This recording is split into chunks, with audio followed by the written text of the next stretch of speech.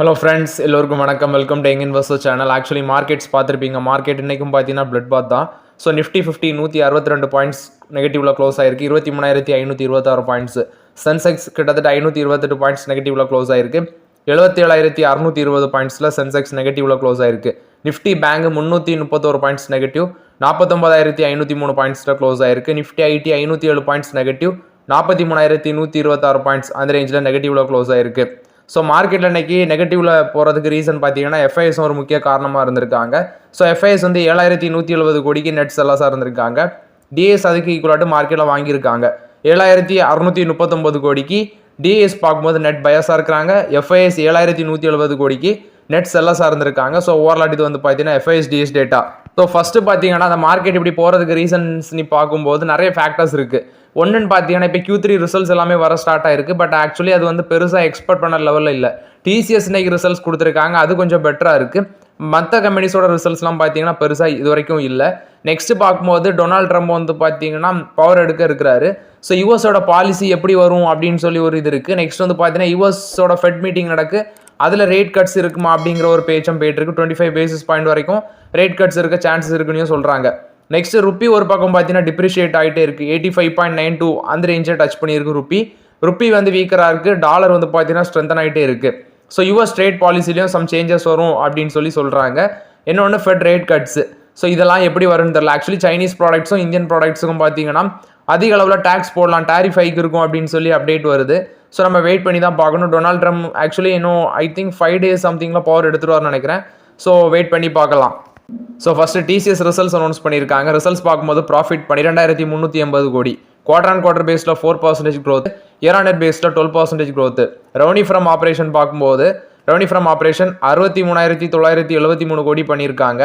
Actually 6% வந்து revenue year on year பேஸில் வளர்ச்சி அடைஞ்சிருக்கு. குவார்டர் ஆன் குவார்டர் பேஸில் ஒரு மார்ஜினலி கீழே விழுந்திருக்கு. ஏன்னா முந்தின குவார்ட்டரில் 64,259 கோடி பண்ணியிருந்தாங்க. ஸோ அதை கம்பேர் பண்ணி பார்க்கும்போது பார்த்தீங்கன்னா 0.4% மார்ஜினலி ஸ்லிப் ஆயிருக்கு.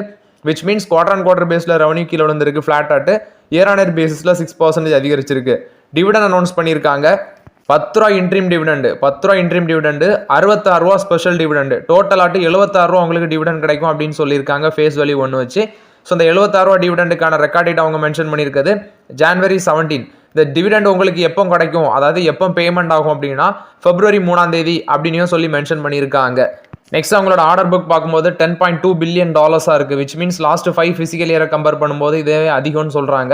ஸோ ஏன்னா ஆர்டர் புக் வந்து 26% வந்து பார்த்தீங்கன்னா இயர் ஆன் இயர் பேஸில் க்ரோத் காமிச்சிருக்கு அப்படின்னு சொல்லியிருக்காங்க. இந்த குவார்ட்டரில் அவங்களோட ஆர்டர் புக் நல்லா இருக்குது. அது மட்டும் இல்லாமல் பார்த்தீங்கன்னா இந்த குவார்ட்டரில் அவங்க வின் பண்ண சில டீல்ஸ் நான் சொல்கிறேன். 15 year end-to-end digital solution deal ஒன்று. Next Ireland department social protection அவங்கள்ட்ட வந்து ஒரு டீல் வின் பண்ணாங்க. நெக்ஸ்ட் வந்து பார்த்தீங்கன்னா ஏர் ஃப்ரான்ஸ் கேலம் அப்படி ஒரு டீல் வின் பண்ணாங்க. பேங்க் ஆஃப் பூட்டான் கூட வந்து பார்த்தீங்கன்னா ஒரு டிரான்ஸ்ஃபர்மேஷன் டீலு. டென்மார்க்கோட ஒரு 5 year எக்ஸ்டென்ஷன் டீல் இந்த டெலினார் அப்படிங்கிற கம்பெனியோட. அடுத்தது 3 year hardware and software deal வந்து பார்த்தீங்கன்னா இந்தியன் கவர்மெண்டோட ஒரு பென்ஷன் ஸ்கீம் சம்மந்தமாட்டு ஒன்று சைன் பண்ணாங்க. ஸோ இது எல்லாமே பார்த்தீங்கன்னா இந்த Q3ல அவங்க சைன் பண்ண மேஜர் டீல்ஸ். இந்த டிசிவி செக்மெண்ட் அவங்களுக்கு ஒரு நல்ல குவார்டர் இந்த குவார்டர் அப்படின்னு சொல்கிறாங்க. நல்ல ஒரு வளர்ச்சி 25.93% க்ரோத், $8.1 பில்லியன் இருக்குது. ஸோ ஆக்சுவலி ப்ரீவியஸ் குவார்டரை கம்பேர் பண்ணும்போது 8.6% க்ரோத் ஆயிருக்குன்னு சொல்லியிருக்காங்க. நெக்ஸ்ட் பிஎஃப்எஸ்ஐ அண்ட் சிபிஜி இந்த செக்மெண்ட் வந்து பார்த்தீங்கன்னா க்ரோத் பாதைக்கு திரும்புது அப்படின்னு சொல்கிறாங்க ரீஜனல் மார்க்கெட்ஸில். ஸோ இந்தியன் மார்க்கெட் பார்க்கும்போது 70.2% ஆஃப் இயர் ஆன் இயர் பேஸில் க்ரோத் காமிச்சிருக்கு கான்ஸ்டன்ட் கரன்சி டேர்ம்ஸில். எம்இஏ அந்த செக்மெண்ட் வந்து 15% வளர்ச்சி. Asia Pacific 5.8% growth. Latin America 7% growth constant currency டேர்ம்ஸில். இதே வந்து இந்தியாவில் வந்து பார்த்தீங்கன்னா ஒரு ஆன்கோயிங் டீல்னு பார்க்கும்போது பிஎஸ்என்எல் டீலு 15,000 கோடி. மேபி அது அப்கமிங் குவார்ட்டரில் கொஞ்சம் ஸ்லோ டவுன் ஆகலாம் அப்படின்னு சொல்லி அப்டேட் சொல்கிறாங்க. கோர் மார்க்கெட்னு பார்க்கும்போது நார்த் அமெரிக்காவில் 2.3% கான்ஸ்டன்ட் கரன்சி டேர்மில் கீழே விழுந்திருக்கு. யூகேல 4.1% கான்ஸ்டன்ட் கரன்சி டேர்மில் கீழே விழுந்திருக்கு. காண்டினென்டல் யூரோப்பில் வந்து 1.5% கீழே விழுந்திருக்கு. இந்த பிஎஃப்ஐ செக்மெண்ட்டில் பார்க்கும்போது 30 to 40% அவங்களோட ரெவன்யூக்கு வந்து இந்த பிஎஃப்எஸ்ஐ வந்து பார்த்தீங்கன்னா கான்ட்ரிபியூட் பண்ணுது. ஸோ இது வந்து 0.9% கான்ஸ்டன்ட் கரன்சி டேர்மில் இயர் ஆன் இயர் பேஸில் க்ரோத் ஆயிருக்கு. Consumer business 1.1% growth. Technology service 0.4% கீழே விழுந்திருக்கு. கம்யூனிகேஷன் அண்ட் மீடியா 10.6% கீழே விழுந்திருக்கு அப்படின்னு சொல்லியிருக்காங்க. ஸோ ஆர்டர் புக் வந்து பார்த்தீங்கன்னா லாஸ்ட் 5 ஃபிசிக்கல் இயர்ஸில் இது ஒரு நல்ல ஆர்டர் புக் அப்படின்னு சொல்லி மென்ஷன் பண்ணியிருக்காங்க. அவங்களோட எம்ப்ளாயி ஸ்ட்ரென்த் வந்து பார்க்கும்போது Q2 அதாவது முந்தின குவார்ட்டரில் க்ரோத் இருந்துச்சு. ஆனால் இப்போ வந்து Q3ல வந்து பார்த்தீங்கன்னா 5,370 அது குறைஞ்சிருக்கு அப்படின்னு சொல்லி சொல்கிறாங்க. முந்தின குவார்ட்டரில் 5726 எம்ப்ளாயிஸாக இருந்துச்சு. சீக்வென்ஷியல் பேசிஸில் growth இருந்துச்சு. ஆக்சுவலி இப்போ சீக்வென்ஷியல் பேசிஸில் பார்த்தீங்கன்னா கொஞ்சம் கீழே விழுந்திருக்கு employees work force. Total work force 6,73,54 இருக்குது அப்படின்னு சொல்லி மென்ஷன் பண்ணியிருக்காங்க. ஸோ அவங்க வந்து பார்த்தீங்கன்னா இந்த ஃபிசிக்கல் இயரில் வந்து கேம்பஸ் ஹைரிங் வந்து நடத்துவாங்க அப்படின்னு சொல்லியிருக்காங்க. ஸோ இது வந்து வெயிட் பண்ணி பார்க்கலாம். ஹெட் கவுண்டில் மட்டும் தான் கொஞ்சம் பெருசாக அடி விழட்டாலும் ஒரு அடி விழுந்திருக்கு. மற்றபடி வந்து பார்த்தீங்கன்னா ரிசல்ட்ஸ் கொஞ்சம் நல்லா தான் பண்ணியிருக்காங்க. ஸோ ஓவரால் இது வந்து டிசிஎஸ் போஸ்ட் பண்ண ரிசல்ட்ஸ் அப்டேட். இந்த Q3 ரிசல்ட்ஸில் ஏஐ வந்து நிறைய ஜாப்ஸ் வந்து கிரியேட் பண்ணுது அப்படின்னு சொல்லி CEO கீர்த்திவாசன் வந்து அவர் அப்டேட் கொடுத்துருக்காரு. ஸோ நெக்ஸ்ட் டிசிஎஸோட ஸ்டாக் ப்ரைஸ் வந்து 4038 க்ளோஸ் ஆச்சு. இப்போதைக்கு ஐடி செக்டரில் இதை கை வைக்க முடியாது. பட் வேல்யூஷன் கொஞ்சம் அதிகமாக தான் இருக்குது மற்ற செக்டரை கம்பேர் பண்ணும்போது கூட. ஸோ வெயிட் பண்ணுங்கள், ஒரு நல்ல டிவிடெண்ட் கிடைக்குது. ஃப்ரெஷ் என்ட்ரி டிவிடெண்டுக்காண்டி பேராதீங்க, வேல்யூஷன் கொஞ்சம் அதிகமாக இருக்குது. ஸோ ஓவரால் இது வந்து டிசிஎஸ் போஸ்ட் பண்ண ரிசல்ட்ஸ் அப்டேட்டு. நெக்ஸ்ட் இன்னைக்கு இந்த இந்திரபிரசா கேஸ் லிமிடெட் பார்த்தீங்கன்னா ஒரு நல்ல பர்ஃபார்மன்ஸ் மார்க்கெட்டில் கடைசியில் 419 க்ளோஸ் ஆயிருக்கு. 435 ரூபா வரைக்கும் போனாங்க. இதுக்கு ரீசன் அப்படின்னு சொல்லி பார்க்கும்போது 2-3 நாளுக்கு முன்னாடி வந்து நியூஸை பார்த்துருப்பீங்க. கெயில வந்து பார்த்தீங்கன்னா கெயிலும் இன்னொரு கம்பெனியும் இவங்க ஐஜிஎலுக்கும் மகாநகர் கேஸுக்கும் வந்து நீங்கள் அந்த கேஸ் அலோகேஷனை வந்து டைவர்ட் பண்ணுங்க அப்படின்னு சொல்லி இதில் கெயில் என்ன பண்ணியிருக்காங்கன்னா அந்த சிஎன்ஜி அலோகேஷன் வந்து 51% ஆட்டு, அதாவது டொமஸ்டிக் சிஎன்ஜி அலோகேஷனை 51% ஆட்டு இன்க்ரீஸ் பண்ணியிருக்காங்க. ஸோ இதனால் வந்து பார்த்தீங்கன்னா இவங்களுக்கு அடிஷ்னல் ஆட்டு இந்த RLNG வால்யூம்ஸ் வந்து அதிகரிக்கும். ஸோ இந்த பேசிஸில் வந்து பார்த்தீங்கன்னா பாசிட்டிவ் நியூஸாக இருக்கிறதுனால இந்திரபிரசா கேஸ் லிமிடெட் இன்னைக்கு 3% மேலே போயிருக்காங்க. ஸோ டொமஸ்டிக் கேஸ் அலோகேஷன் வந்து சிஎன்ஜி செக்மெண்ட்டில் வந்து பார்த்தீங்கன்னா இவங்களுக்கு இப்போ 51% கெயில் வந்து அதிகப்படுத்துகிறாங்க. ஸோ அந்த பேசிஸில் இந்த ஐஜிஎல் வந்து இன்றைக்கி மேலே போயிருக்கு. ஸோ ஐஜிஎலோட ஏர்னிங்ஸ் ஃபண்டமெண்டல்ஸ் பார்க்கும்போது 15 டைம்ஸ் தான் பி ரேஷியோ இருக்குது. பட் ஆக்சுவலி ஒரு 400 கீழே வந்தால் ஸ்லோவாக யூஸ் பண்ணலாங்கிறது என்னோட கருத்து ஐஜிஎல்ல. நெக்ஸ்ட் பார்த்தீங்கன்னா நம்ம ஆல்ரெடி டிஸ்கஸ் பண்ணியிருந்தோம் அதானி வில்மரில் வந்து அதானி குரூப் வந்து பார்த்தீங்கன்னா ஸ்டேக்கை வந்து டைல்யூட் பண்ண போகிறாங்க அப்படின்னு சொல்லி. இப்போ அதானி குரூப் என்ன சொல்லியிருக்காங்கன்னா அதானி வில்மரில் 20% வந்து ஆஃபர் ஃபார் சேலில் நாங்கள் ஃப்ளோர் ப்ரைஸ் 275 ரூபா வச்சு விற்க போகிறோம் அப்படின்னு சொல்லி அதானி வில்மரில் வந்து அதானி குரூப் வந்து இப்போ அப்டேட் கொடுத்துருக்காங்க. ஸோ ஓவரால் இது வந்து பார்த்தீங்கன்னா அதானி வில்மரில் வந்து அப்டேட்டு இந்த ஆஃபர் ஃபார் சேல் ஓப்பன் ஆகுறது ஜனவரி 10 அப்படின்னு சொல்லி மென்ஷன் பண்ணியிருக்காங்க. நெக்ஸ்ட் பார்த்தீங்கன்னா டாடா எல்க்ஸி ரிசல்ட்ஸ் அனௌன்ஸ் பண்ணியிருக்காங்க. ப்ராஃபிட் 13.3% வந்து பார்த்தீங்கன்னா குவார்டர் பேசிஸில் டிக்ளைன் ஆயிருக்கு. 199 கோடி பண்ணியிருக்காங்க. செப்டம்பர் குவார்டரில் 229 கோடியாக இருந்துச்சு. அது மாதிரி வந்து பார்த்தீங்கன்னா ரெவன்யூவும் 939 கோடி பண்ணியிருக்காங்க. அதுவும் குவார்டர் பேசிஸில் 1.7% டிக்ளைன் ஆயிருக்கு. அதே ப்ராஃபிட் வந்து இயர் பேசிஸில் பார்க்கும்போது 3% கீழே விழுந்திருக்கு. ரெவன்யூ வந்து இயர் பேஸில் 3% இன்க்ரீஸ் ஆயிருக்கு. எபிட்டா 7.7% குவார்டர் பேசிஸில் டிக்ளைன் ஆயிருக்கு. 220 கோடியாக இருக்குது. நெக்ஸ்ட் பார்க்கும்போது எபிட் மார்ஜின் 24.2% ஆட்டு அதுவும் குறைஞ்சிருக்கு. ஏன்னா முந்தின குவார்டரில் 25.7% இருந்துச்சு. நெக்ஸ்ட் அவங்க அந்த டாடா எல்க்ஸி எம்எஸ்ஓ அதாவது யூஎஸ் ஹெட் குவார்டர் கம்பெனியான எம்எஸ்ஓ வந்து பார்த்தீங்கன்னா ஒரு லார்ஜ் டீல் வந்து மல்டியர் டீல் வந்து வின் பண்ணியிருந்தாங்க.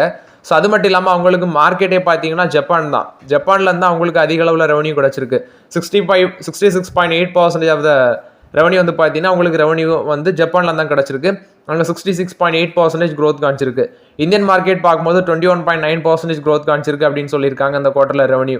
ஸோ ஜியோ பாலிட்டிக்கல் அன்சர்டனிட்டி இருக்குது. நெக்ஸ்ட் கரன்சி வாலட்டிலிட்டி குறிப்பாட்டு யூஎஸ்லையும் நெக்ஸ்ட் யூரோப்லையும் பார்த்தீங்கன்னா அவங்க சில சேலஞ்சஸை ஃபேஸ் பண்ணுறாங்க அப்படின்னு சொல்லி டாடா எல்க்ஸியோட CEO மனோஜ் ராகவன் வந்து அப்டேட் கொடுத்துருக்காங்க. ஸோ இதில் வந்து நம்ம கவனிக்க வேண்டியது அவங்க இந்த பிஸ்னஸ் என்விரான்மெண்ட்டில் தொடர்ந்து லார்ஜ் டீலாம் வின் பண்ணுவோம் அப்படின்னு சொல்லி அக்ராஸ் த வேர்ல்ட் ப்ளஸ் வந்து இந்தியாலையும் லார்ஜ் டீலை வின் பண்ணுவோம் அப்படின்னு சொல்லி அப்டேட் கொடுத்துருக்காங்க. ஸோ டாடா எல்க்ஸியோட ஸ்டாக் ப்ரைஸ் இன்னைக்கு க்ளோஸ் ஆனது 6000 சம்திங்கில் க்ளோஸ் ஆயிடுச்சு. 6439 க்ளோஸ் ஆச்சு. கடைசி லாஸ்ட் இயர் ரிட்டர்ன்ஸ் பார்க்கும்போது 25% நெகட்டிவ் ரிட்டர்ன்ஸ் தான் அந்த ஸ்டாக் கொடுத்துருக்காங்க.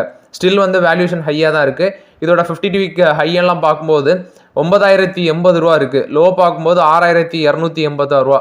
கிட்டத்தட்ட வந்து பார்த்தீங்கன்னா ஒரு 52 வீக் லோ பக்கம் தான் அந்த ஸ்டாக் வந்து ட்ரேட் ஆகுது. பட் ஸ்டில் வந்து இது ஓவர் வேல்யூடாக தான் இருக்குது. ஏன்னா 49 டைம்ஸ் ஏர்னிங்ஸில் இருக்காங்க. ஒரு 4000 ரூபா கீழே வரும்போது வேணால் டிஸ்கஸ் பண்ணலாம். பட் இப்போ வந்து பார்த்தீங்கன்னா இது ரொம்ப கொஞ்சம் ஓவர் வேல்யூட மாதிரி தான் தெரியுது. ஸோ இது நல்ல ரிட்டர்ன்ஸ் கொடுத்தாங்க இந்த ஸ்டாக்கு. பீக் லெவல்லேருந்து இறங்கியிருக்காங்க. மேபி நாளைக்கு அடிவில் தான் சான்சஸ் அதிகமாக இருக்குது. ஏன்னா ரிசல்ட்ஸ் வந்து கீழே விழுந்ததுனால நாளைக்கு நெகட்டிவ் ட்ரெண்டில் தான் போக அதிக வாய்ப்புகள் இருக்குது. ஸோ ஓவரால் இது வந்து டாடா எல்க்ஸியை பொறுத்த வரைக்கும் ரிசல்ட்ஸ் அப்டேட்டு. டாடா எல்க்ஸிக்கு வந்து 14 அனாலிஸ்ட்டில் இதில் வந்து பார்த்தீங்கன்னா 3 அனாலிஸ்ட் வந்து பை கொடுக்குறாங்க. 11 அனாலிஸ்ட் பார்த்தீங்கன்னா செல் ரேட்டிங் கொடுக்குறாங்க. டிசிஎஸ் வந்து பார்த்தீங்கன்னா மெட்ராஸ் IITA சார்ந்த ஒரு ஸ்டார்ட் அப் கம்பெனியான ஈப்ளைன் அப்படிங்கிற கம்பெனியோட பார்ட்னர்ஷிப்பில் வராங்க. இந்த ஏவியேஷன் எக்கோசிஸ்டம் வந்து டெவலப் பண்ணுறதுக்கு வேண்டி டிசிஎஸ் வந்து இந்த ஈப்ளைன் கம்பெனியோட பார்ட்னர்ஷிப்பில் வராங்க அப்படின்னு சொல்லி அப்டேட் கொடுத்துருக்காங்க. நெக்ஸ்ட் ஒருத்தர் கமெண்ட்ல கேட்டிருந்தாரு, ப்ரோ அந்த பஜாஜ் ஹவுசிங் ஃபைனான்ஸ் வந்து நான் கன்சிடர் பண்ணேன். ஃபர்ஸ்ட் 150 ரூபாய்க்கு வாங்கியிருக்காரு, அடுத்தது 137 ரூபாய்க்கு வாங்கியிருக்காரு, கடைசியில் 143 ரூபாய்க்கு ஆவரேஜ் பண்ணியிருக்காரு. டோட்டல் லாஸ் 46 ரூபான்னு சொல்லியிருக்காரு. ஸோ ஃபண்டமெண்டலி நல்ல ஸ்டாக் தான். பட் வந்து பார்த்தீங்கன்னா பீக் லெவலில் வந்து இறங்கியிருக்காங்க. ஸோ எகைன் மேலே போகிறது வரைக்கும் நீங்கள் வெயிட் பண்ணி தான் ஆகணும். இது எல்லா ஸ்டாக்குக்குமே பொருந்தும். ஒரு ஸ்டாக் ஓவர் வேல்யூட் ஃபண்டமெண்டலி நல்லா இருக்குது அப்படிங்கிற பட்சத்தில் நீங்கள் வாங்குறீங்க ரிஸ்க் எடுத்துனா, அது ஒன்ஸ் அப்பான் டைம் கீழே விடும், நெக்ஸ்ட் ஒன்ஸ் அப்பான் டைம் அது மேலே போகும். அது வரைக்கும் நீங்கள் பொறுமையாக தான் இருக்கணும். இதை செல் பண்ணிட்டு நான் என்டிபிசியில் போடலாமா அப்படின்லாம் கேட்குறீங்க. அதெல்லாம் சரிப்படாது ப்ரோ. இது வந்து நீங்கள் ஹோல்ட் பண்ணுறது தான் பெட்டருங்கிறது என்னோட கருத்து. என்டிபிசியில் போடணும், நீங்கள் ஃப்ரெஷ் அண்ட் ரீ வந்து தனியாக ஒரு அமௌண்ட் எடுத்து போடுங்க. இதை லாஸ்ட்டில் சேல் பண்ணி அதில் போடுறதுலாம் சரிப்பட்டு வராது. நெக்ஸ்ட் பார்த்தீங்கன்னா ஒருத்தர் ஒரு கருத்தை சொல்லியிருக்காரு. ஆக்சுவலி இவர் வந்து எல்என்டியோட சேர்மன் அப்படின்னு சொல்கிறாங்க. ஸோ இவர் என்ன சொல்லியிருக்காருன்னா, ஆக்சுவலி ஒரு வீக்குக்கு 90 ஹவர்ஸ் வந்து ஒர்க் பண்ணணும் அப்படின்னு சொல்லி அப்டேட் கொடுத்துருக்காரு. ஸோ இது வந்து பார்த்தீங்கன்னா இதுக்கு முன்னாடி தான் நாராயணமூர்த்தி வந்து 7 ஹவர்ஸ் பர் வீக் வந்து ஒர்க் பண்ணணும் அப்படின்னு சொல்லியிருந்தாரு. ஸோ ஆக்சுவலி இவங்கெல்லாம் வந்து பார்த்தீங்கன்னா தலைமை பொறுப்பில் இருக்கிறாங்க. இவர் வந்து சண்டே ஒர்க் பண்ணுறாராம். ஸோ அதனால சண்டே வந்து ஒர்க் பண்ணணும். நீங்கள் எவ்வளோ நாள் தான் வந்து சண்டே வந்து எவ்வளோ நேரம் தான் உங்கள் ஒய்ஃபோட ஃபேஸை பார்த்துட்டு இருப்பீங்க, நீங்கள் சண்டே வந்து ஒர்க் பண்ணுங்க அப்படின்னு சொல்லி இவர் வந்து இவரோட கருத்தை வச்சிருக்காரு. ஸோ ஆனால் இது வந்து பார்த்தீங்கன்னா அவர் சண்டே ஒர்க் பண்ணுறாராம். ஆக்சுவலி இவர் சண்டே ஒர்க் பண்ணுறாருனா இவரோட சேலரி வந்து ஒரு டைப் இருக்கும், இவங்களுக்கு கீழே வேலை பார்க்குற எம்ப்ளாயிஸுக்கு வந்து ஒரு டைப் ஆஃப் சேலரி இருக்கும். So equal salary. அதுவும் ஆக்சுவலி ஒரு மனுஷனுக்கு ஒரு வாரத்துக்கு ஒரு நாள் லீவ் கன்ஃபார்ம் வேணும். அப்போ தான் வந்து பார்த்தீங்கன்னா ஸ்ட்ரெஸ் ஃப்ரீயாட்டி இருக்க முடியும். ஸோ இவங்க எல்லாமே தலைமை பொறுப்பில் இருக்கவங்களுக்கு எப்போவுமே கொஞ்சம் ஆணவம் இருக்க தான் செய்யும். அந்த ஆணவம் பேச்சு தான் இது எல்லாமே. நாராயணமூர்த்தி என்ன சொன்னார், 70 ஹவர்ஸ் பர் ஒர்க். அவர் தலைமை பொறுப்பில் இருக்கார். ஸோ ஆக்சுவலி இந்தியாவில் வந்து பார்த்தீங்கன்னா சேலரியை வந்து ரொம்ப கம்மியாக தான் கொடுக்குறாங்க. இப்போ ஒரு டிகிரி முடிச்சுட்டு ஒரு கம்பெனி போகிறோன்னா 8,000 9,000 கொடுக்குறாங்க. அதெல்லாம் வச்சுட்டு இப்போ விலைவாசிக்கு எப்படி சமாளிக்க முடியும்? இது எல்லாமே ஆணவ பேச்சோட வெளிப்பாடு தான், தலைமை பொறுப்பில் இருக்கிறோம் அப்படிங்கிற திமிரில். நெக்ஸ்ட் வந்து பார்த்தீங்கன்னா ஈக்விட்டி ஃபண்ட் வந்து இன்ஃப்ளோ வந்து அதிகரிச்சிருக்கு அப்படின்னு சொல்கிறாங்க. 15% அதிகரிச்சிருக்கு. 41,156 crores இருக்குது டிசம்பரில். இதில் எஸ்ஐபி புக் பார்க்கும்போது 26,000 கோடி அப்படிங்கிற ஒரு மார்க்கெட் டச் பண்ணியிருக்கு. ஸோ ஓவரால் இந்த ஓப்பன் எண்டட் மியூச்சுவல் ஃபண்ட்ஸ் வந்து பார்க்கும்போது நெட் அவுட்ஃப்ளோ வந்து 80,509 கோடியாக இருக்குது. நவம்பரில் வந்து இன்ஃப்ளோ 60,363 கோடியாக இருந்துச்சு. ஆனால் டிசம்பரில் வந்து பார்த்தீங்கன்னா அவுட்ஃப்ளோ 80,509 கோடியாக இருந்திருக்கு அப்படின்னு சொல்லி மென்ஷன் பண்ணியிருக்காங்க. இதில் நான் சொன்ன மாதிரி 41,155.91 crores வந்து பார்த்தீங்கன்னா ஆக்சுவலி இந்த ஈக்விட்டி மியூச்சுவல் ஃபண்டில் இன்ஃப்ளோ ஆகியிருக்கு. அது 14.5% அதிகம். இது ஸ்மால் கேப் ஃபண்ட்ஸு அதில் தான் பார்த்தீங்கன்னா அதிக அளவில் வந்து இன்வெஸ்ட்மெண்ட் அதிகரிச்சிருக்கு அப்படின்னு சொல்கிறாங்க. அது எஸ்ஐபியில் வந்து 26,000 கோடி எஸ்ஐபியில் வந்து வந்திருக்குள்ள. இது டோட்டலாட்டு பார்க்கும்போது 26,459 கோடி. நவம்பரில் 25,320 கோடியாக இருந்துச்சு. ஸோ அதை காட்டிலும் பார்த்தீங்கன்னா வளர்ச்சி அடைஞ்சிருக்கு. ஸோ ஓவரால் இது வந்து மியூச்சுவல் ஃபண்ட்ஸை பொறுத்த வரைக்கும் அப்டேட்டு. எஸ்ஐபியோட அசட் அண்டர் மேனேஜ்மெண்ட் பார்க்கும்போது 13,63,000 கோடியாக இருக்குது டிசம்பர் 2024 அப்படின்னு சொல்லி மென்ஷன் பண்ணியிருக்காங்க. ஹிந்துஸ்தான் சிங்கில் பார்த்தீங்கன்னா ஒரு அடி விழுந்துச்சு. கிட்டத்தட்ட 1.5% நெகட்டிவ்ல தான் க்ளோஸ் ஆனாங்க. இப்போ இவங்களுக்கு ஒரு 36 crores வந்து பார்த்தீங்கன்னா ராஜஸ்தானில் ஜிஎஸ்டி ஆக்ட் மூலமாட்டு ஒரு 36 கோடி வந்து ஃபைன் பண்ணியிருக்காங்க அப்படின்னு சொல்லியிருக்காங்க. சில ரூல்ஸ் அண்ட் ரெகுலேஷன் ஒழுங்காக ஃபாலோ பண்ணியிருக்க மாட்டாங்க. ஸோ ராஜஸ்தானில் உதய்பூரில் வந்து பார்த்தீங்கன்னா deputy commissioner of state tax வந்து ஒரு 35.35 crores வந்து பார்த்தீங்கன்னா உங்களுக்கு பெனால்ட்டி இம்போஸ் பண்ணியிருக்காங்க அப்படின்னு சொல்லி ஹிந்துஸ்தான் சிங்கில் வந்து அப்டேட் இது. நெக்ஸ்ட் வந்து பார்த்தீங்கன்னா கவர்மெண்ட் வந்து ஒரு 30,000 கோடி வந்து பார்த்தீங்கன்னா சப்சிடி வந்து குறிப்பாட்டு எல்பிஜி வந்து இந்த ஐஓசிஎல் பிபிசிஎல் ஹெச்பிசிஎல்லாம் சேல் பண்ணுறாங்க.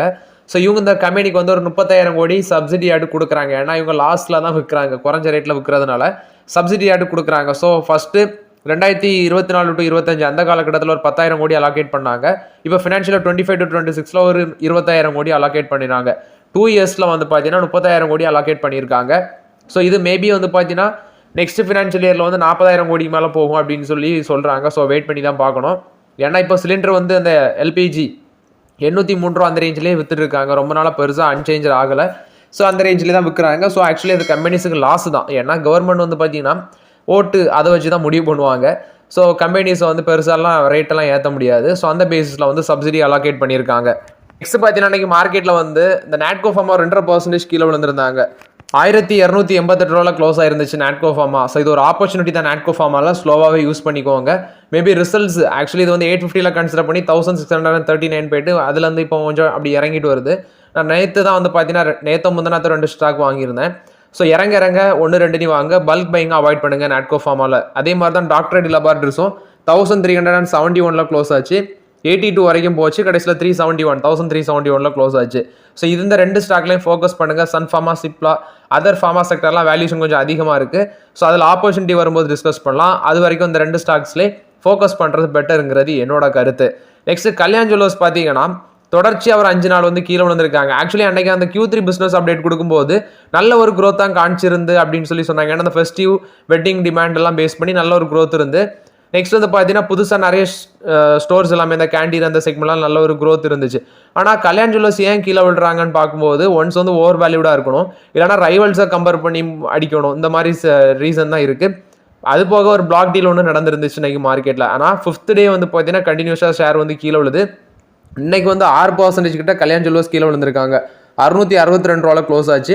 ஆனால் கல்யாண் ஜுவல்லர்ஸ் இப்போ இவ்வளோ விழுந்திருக்கு, கன்சிடர் பண்ணலாம் அப்படின்னு சொல்லி எக்ஸ்பெக்ட் பண்ணாதீங்க. ஏன்னா 116 டைம்ஸ் ஏர்னிங்ஸு.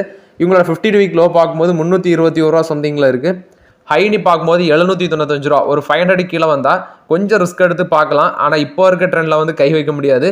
ஸோ ஓவரால் இது வந்து கல்யாண் ஜுவல்லர்ஸை பொறுத்த வரைக்கும் update. So okay friends, actually இந்த வீடியோவில் சில இம்பார்ட்டன்ட் அப்டேட்ஸ் எல்லாமே டிஸ்கஸ் பண்ணோம். அந்த வீடியோ உங்களுக்கு பயனுள்ளதாக இருக்கும்னு நினைக்கிறேன். பயனுள்ளதாக இருந்துச்சுன்னா லைக் பண்ணுங்கள், சப்ஸ்கிரைப் பண்ணுங்கள், கமெண்ட் பண்ணுங்கள். Okay friends, thank you.